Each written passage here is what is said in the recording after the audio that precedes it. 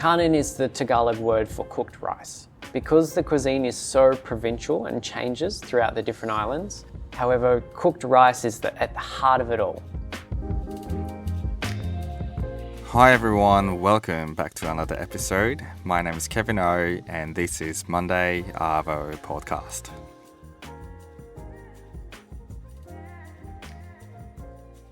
So, again, would you be able to introduce what's the Kanin Project? So, for those that don't know Kanin Project, it originally started as a way for me to capture my experiences in the Philippines. Diana was born in the Philippines, and during our relationship we've traveled there about 4 times now. And each time we went, I was just more exposed to the food, the culture, the locations. We traveled around quite a lot, and the first time we went was at a period in my career where I was kind of trying to understand what was my voice or what cooking style I enjoyed the most. So it was a bit of a period of searching, I would say. And when we started trying all these dishes and trying this whole new cuisine, because I hadn't had Filipino food before we went. It wasn't something I'd really been exposed to here in Sydney. There's a few restaurants that do it here, but it's somewhat very hard to find. Yeah. So for me, again, new cuisine, it was so exciting. New flavors, new ingredients, things I hadn't even seen before. So Kanin Project first started as a way to capture that. As a social media page on Instagram, just to highlight the weird and wonderful and amazing things that I was seeing and tasting and experiencing. And then when we came back and I was searching for Filipino restaurants here, I was somewhat amazed that it wasn't more popular than other cuisines. And I still struggle to understand today, even after all these years, but I think it just hasn't been given the time of day that other cuisines had, or maybe it just not as lengthy, you know. During that initial period, I got hooked. I really got hooked on wanting to learn more, because I felt like it started to become part of who I was. I mean, I'm now part of this family that took me in and cared for me more than, you know, these are family members of Diana, yes, but strangers to me, and I'm a stranger to them. But I've never felt more cared for and looked after in my life, except for obviously my own family. But they have such this, we spoke about before, generosity of spirit, and true hospitality is nurturing and feeding people. Yeah. And they were welcoming me with such warmth that I couldn't help but just, you know, feel touched, you know, and really, truly, that then became the first progressive journey of Kanin. Was my way to be like, right, I love this cuisine, I'm amazed with this culture, and I'm now part of this family. You know, my kids will be half Filipino, so I think the more that I understand it, and the more that, because they will be part of it, it's going to be part of our lives. I then deep dived well into understanding all the different regions, all the different cuisines, and this is ongoing still because there's so much to learn. Yeah. I started. The more I learned, the more excited I got in it, just down this rabbit hole. A few years later, I finally had the confidence to go, you know what? I want to have a go at cooking it. I felt like I'd cooked enough at home. I'd had enough recipes collected, and I thought, right, what better platform to do it on than through Kanin? Kanin is the Tagalog word for cooked rice. And I chose that because the cuisine is so provincial and changes throughout the different islands. However, cooked rice is at the heart of it all. You know, it's the one continuity through everything: breakfast, lunch, dinner, snacks, desserts. Rice becomes part of it and is the heart of it, I should say. So then I started doing and arranging these pop-ups. Now, the first pop-up dinner I did with one of my good friends, Will from Sydney Cebu Lechon, he opened up his restaurant in Newtown for me to take over and do a pop-up. So that was the very first one, and we did a series on Cebuano food. And those first 3 were, again, we spoke about some of the harder services. There's nothing more difficult or you will not learn more lessons than trying to do a pop-up from scratch. Yeah. I think, it's because that's the combination of everything, right? It's not only the executing the food, it's the setup of the restaurant, it's the ambience, it's the music, it's the drinks, it's the tableware, the linen, the menu. Yeah. All that becomes part of the experience. Because I went into it again with the ambition of doing, it was $140 for the menu. It was fine dining Filipino, or fun dining as I like to call it.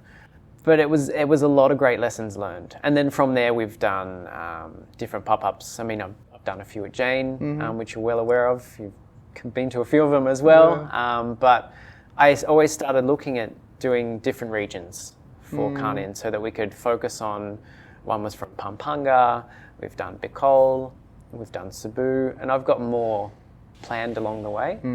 But yeah, I wanted Kanin to really grow into this brand that I could be proud of. And I want other Filipino sort of producers to be part of that story.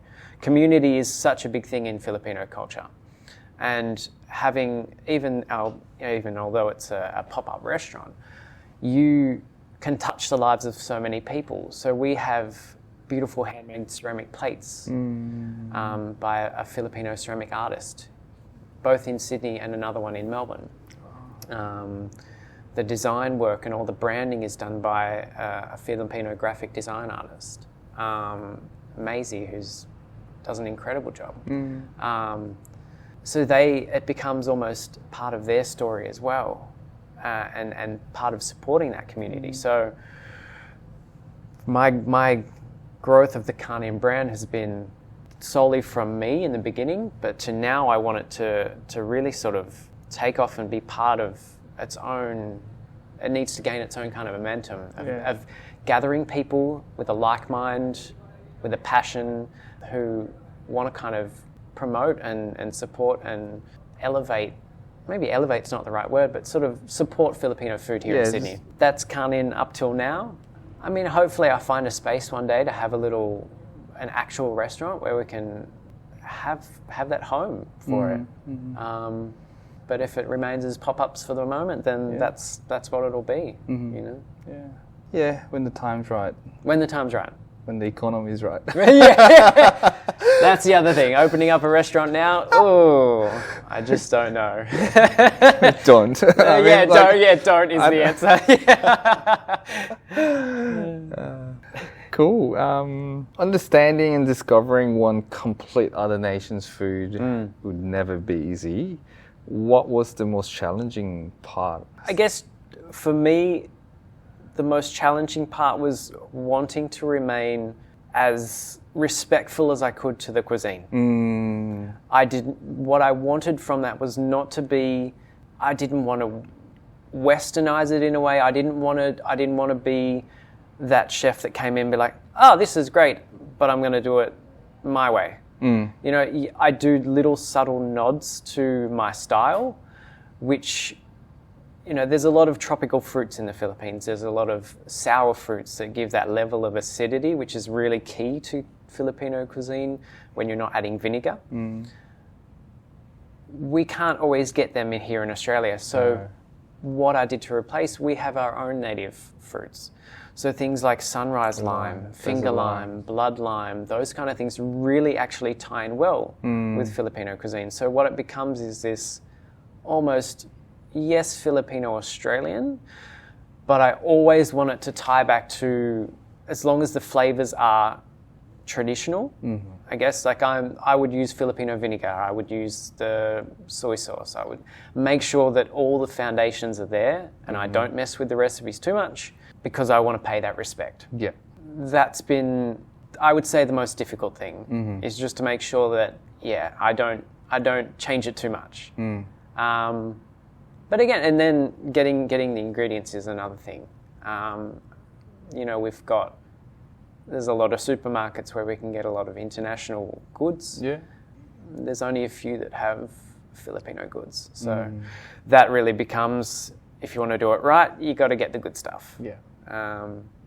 which is, that's part of the journey, is then connecting with other people in that community. So now I know where to go to get malungai leaves or things that I need for specific dishes, or calamansi, one of the most popular souring fruits for the cuisine. You meet people along the way, and it all kind of falls together organically. And I think it's going to create the chain of maybe they don't have it because they don't have people looking for it. Correct, yeah. And I mean, it's now, it started people, even fruit growers. Now they're planting more calamansi trees because it now is in demand. It does. It has that flow-on effect. Once the demand is there, people will start bringing it in. I was preparing this podcast, and then I saw you have the Instagram account Kanin Panaderia, yeah. Yes. Yeah. So obviously with the Kanin Project, I want it to be a multifaceted hospitality group, I would say, or business. Not only do I want to do a restaurant, I would love to have a little coffee shop, bakery. So Kanin Panaderia is about the story of that beginning of becoming a bakery cafe. We're now to the point here in Australia where we can get Filipino grown and produced and roasted coffee, which is so exciting, so very exciting, because coffee culture here in Australia is massive, and we can get coffee from all over the world, South America, Africa, some of the biggest ones. To have it purely sourced from the Philippines, I think needs to be celebrated. It really needs to be celebrated. So Panaderia plays such a key, important part of Filipino life in the Philippines, where you go out and you get your morning pandesal. That's the breakfast for a lot of people, pandesal and coffee.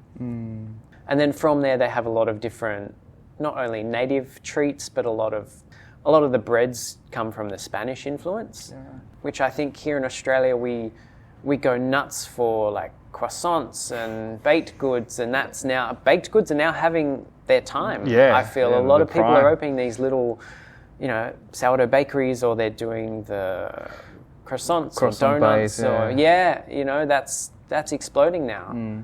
So I kind of wanted to really start something that, again, maybe there's a Filipino baker here in Australia that wants a platform to go, hey, you know what, I want to cook the bread of my homeland, or maybe there's a barista here or a coffee roaster here that wants to champion it. So that's now the beginning of that journey. Cool. And that's another exciting facet of Kanin. And that's what I want it to be, building that community. It's not just one offering of restaurant. It can be anything. So I'm keen to. That's still in the works. It's still kind of finalising some where to do it, what to do, and finding the right people. But I'm excited for the potential that it has. Man, we're living in the world where we can't even imagine what's going to happen next week. But where do you see yourself in 10 years? 10 years from now. 10 years from now, I really want to, I guess, let's take it from now.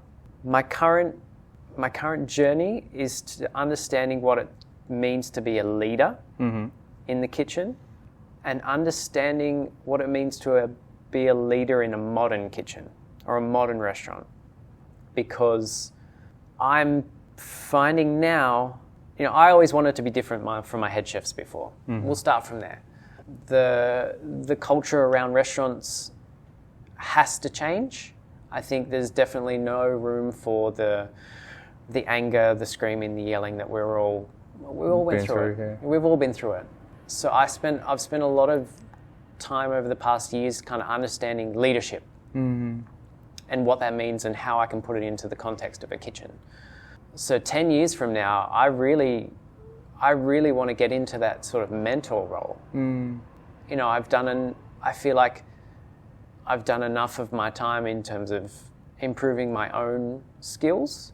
I mean, that's a daily thing. That'll never stop. But when you switch that focus from solely yourself to building others up and building their skills and helping elevate their careers, that in turn gives you the sort of satisfaction and reward, and builds that team.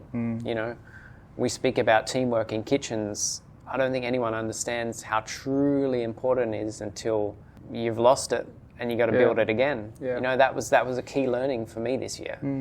So 10 years from now, I want to be in a position where I can mentor people, I can teach people, I can be in that position of leadership, whether it's with hopefully my own businesses, that I can put key people in key positions and help them thrive. Yeah. That's what I want for myself in 10 years. It's a hard lesson to learn. I have the tendency to just kind of jump in and do it. If something needs to be done, I just do it. But as the leader, you're responsible for the people that are doing it. Yeah. You know, Yeah, and that's a hard lesson to learn. Yeah, it's a mental game, really. Yeah. Like if you jump in and do it, it will take, let's say, like 20 minutes. But you have to just be next to the person who's doing it. But it's gonna take probably double amount of time. Yeah. And just looking at that, letting it just happen. It's just not an easy mental game. It's not. No. It's not. And I think, But it's so necessary, I guess. of course, Yeah. of course, that's part of being an effective leader, right? It's like getting everyone to be comfortable in their roles and execute and have the trust that they're going to execute. As soon as if you get stuck in this loop of just doing everything for everyone and don't worry, I'll do it. Yeah, it's the detriment for you and everyone around you. Yeah. So that's something I'm working on. But yeah, I hope in 10 years I have this Kanin brand launched and multiple businesses, and I'm just kind of overseeing them all, and you know, maybe hopefully taking some research trips. And I would love to do a little sort of food tour, you know, and a video and maybe a book. You know, I have all these ambitions. Yeah. That's what I want in the next 10 years. Now I want to get into a bit lighter and smaller questions. How do you maintain your work and life balance? That's a hard one. That is a hard one.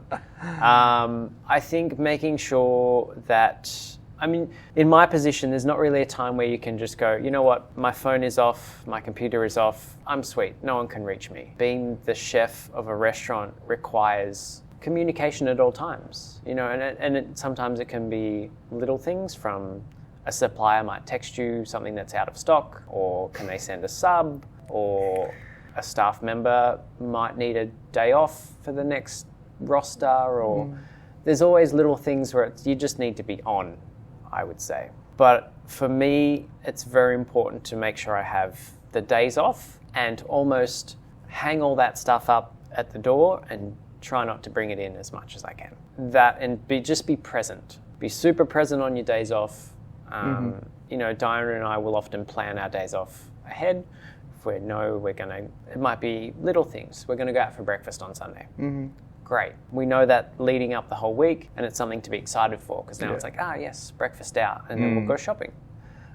Then we might go and we'll get a matcha in the afternoon, and then I'll make dinner, or she'll make dinner. We'll take it in turns. Those little relationship things that you do is so important. It's so important because it gives you that structure and schedule of the day where you're doing things together. And the phone is off or nowhere to be seen in terms of work things, and you just leave it at that, and you enjoy each other's time. I'm very lucky. I have, you know, a beautiful wife and a fluffy little dog. That's my grounded. That keeps me grounded. You know, we have a wonderful life here, and that helps. The balance for work, I would say, we often talk about being the best version of yourself, right? That's a big thing these days. Making sure that I am the best version of myself means last October made the decision I'm going to stop drinking. Even though it's social. I'm not a big drinker to begin with, but when you do go out, you get caught up in the fun of it all, and maybe you have one too many. I made the decision to right, this is it, no more. No more. Not even socially. Not even. I mean, the list of non-alcoholic drinks you can get now it makes it very easy. But just to make sure that I have the mental clarity every day to come to work and be present. Be present at home. Be present at work. And that means and that extends to making sure I'm looking after myself. Yeah. Making sure I'm eating right. Making sure I'm working out. Making sure I'm having a healthy lifestyle. Because once you take care of all those bases, then you're able to manage your stress better. You come in with a clear head. You can think about things a lot more in perspective. You can be more empathetic to situations. You can really be in tune with your emotions to the point where you control them. And that gives balance. That gives balance because you're then not carrying the stresses of the day along. You can deal with it at the time. You don't go home at the end of the night and I'll just have one beer to chill out. No, maybe what you need to think about is process what happened that day. Maybe there was moments of decisions that weren't the best. Maybe you need to address some things. Maybe you need to have some tough decisions with staff. You need to address that and focus that, and that then gives you that setup for the next day where you come into it like, okay, this is my solutions to those problems from the day before. Execute, and then you're free. Your mind is free. When you have all of that, maybe it's anxiety and pressure and stress, especially in this industry. Every day is a high pressure situation and you're managing people, you're managing perishable products, you're managing costs in an ever-changing environment of people that don't want to spend money. A lot of that can weigh on you. A lot of that can weigh on you. So taking it back to just looking after yourself first and take the time when you can. Take the time when you can. We always try and make sure that everyone in the restaurant, if they say, hey, chef, can I have a Saturday night off? Great. Give me enough lead time, sure. But you should have the freedom to do that. And I try and give myself that freedom as well. I took a Friday night off and we went and watched a show at the Opera House and we had dinner there. Those little things, trying not to tie yourself completely 100% to the restaurant. Take a step back. Take a break. Hand off that responsibility to your staff, who you've hired and who you pay for. For me, give that to the sous chef. Give them the opportunity to be like, hey, the restaurant's yours tonight. Good luck. I've given you all the tools and training. You're going to do great. The trust. Trust your team to execute. The more that you try and hold on to everything, control everything, that's when you break. That's when you break. So, yeah, balance takes practice, but it's so important to sort of be mindful of it every day. You mentioned that you stopped drinking. I know it wasn't your guilty pleasure in a way. What's one thing that comes up in your mind when you're stressed or when you had a hard, big week? Something that I want to do? I mean, something that you want to eat. Want to eat? One thing. This is a good one. I love ice cream. I love ice cream. For someone that's lactose intolerant, like I am, ice cream still is my vice, And we have Mazzina right next to the restaurant, which makes it very easy. Very easy between lunch and dinner to just go, or maybe I just want a little scoop of some, salted coconut and mango ice cream or... Because, it's such a childhood nostalgic thing as well, right? To have an ice cream cone seems so simple, but it is like a little guilty pleasure, when you're an adult. You're like, oh, I want to buy myself a 2-scoop ice cream. It sounds silly. No, you remember Tim from Game Farm? Yeah. His guilty pleasure is ice cream. Yes. He said pistachio gelato, on top of that. Yeah. Once it's his hand, forget about it. It's all gone. Yeah. That's what he said. Yeah. Cool. And that's the thing. We have such... everyone has their own opinions on gelato here in Sydney, but I think we have some really good ones. One of my favorites is Marpo in Newtown. They have some incredible flavors and incredible ice creams. Yeah. One other question. This Saturday, 5 p.m., you get a freedom to go anywhere in the world. you can eat anywhere you like Wow. with Dana, where would you go? Anywhere in the world at Saturday, 5 p.m. I think I would take us to the Philippines. We would book in for dinner at either Toyo Eatery or Inato, which is two fine dining restaurants there in Manila. That's where we'd be. Nice. That's where we'd be. Yeah. I think it's time to wrap up the show asking the last question. 10 years ago, what were you doing and what sort of advice would you give to a young individual looking to start or continuing the career in hospitality industry? So 10 years ago, I would have been just entering my first head chef position, surprisingly, at a cafe. And again, it was such an exciting time in my life because you get all that responsibility. But what comes with that is you're responsible for other people. And the advice I would give myself, because, you know, in hindsight's such a great thing because you can look back and think about the mistakes that you made and what you could have done differently and done better, and owning yourself at that time, I think is important. So at 25, full of ambition, full of ego, full of pride in the skills that I'd been honing, but that pride comes at a cost where I lacked empathy. At 25 years old, as a young male, I wasn't empathetic to other people, to their feelings, to what my actions were doing to them as a chef.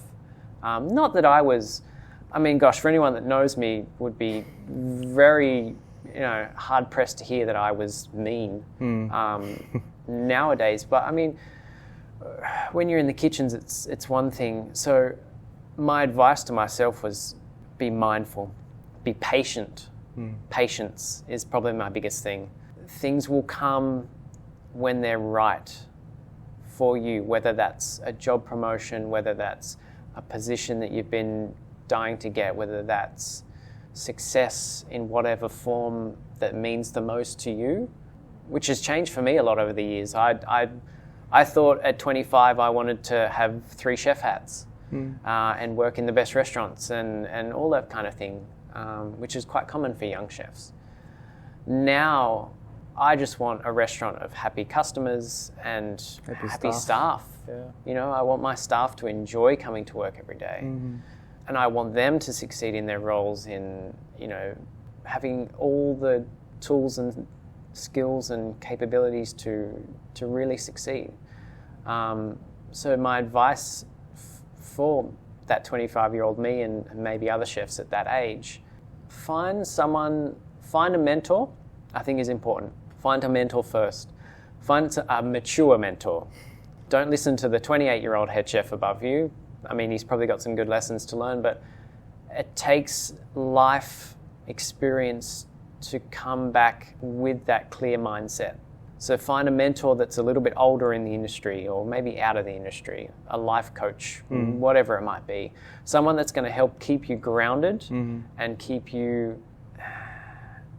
make you take responsibility for yourself and give you those hard lessons of this is the consequences of being who you are as a young person.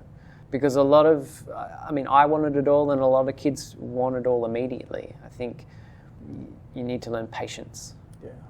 Patience that it will come in time. Patience that you will succeed in time when you've put the work in. There's no shortcuts. No. There's no shortcuts to understanding life. That comes with age. True. And also, if things aren't going your way, ask for help as well. I think is important. Like if you're struggling in your career, reach out to others in the same career because they can quite often, what we speak about all the time, we laugh about things that, we have a shared experience in hospitality. Yeah. And sometimes that's what it takes, is to be like, there's other people that are going through the same thing that I'm going through. I'm not alone. I'm not alone in thinking that service is hard and being in a restaurant is hard. Like that's universal for everyone in hospitality. Yeah, Everyone has their own stories. So it's good to get together and reach out to people to share those stories and share those experiences, because it will help you realize that you're not alone ever in this industry. There's always people there that will help support you and help build you up and help you succeed. Yeah. You know, you just have to find them.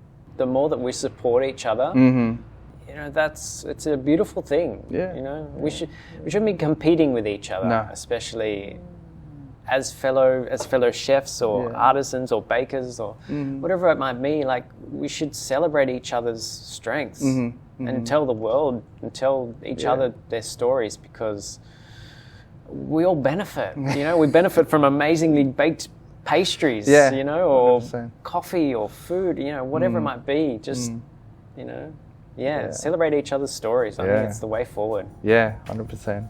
All right, I think that's it. Thank you for your time. Thank you so much. Always great to catch up with you.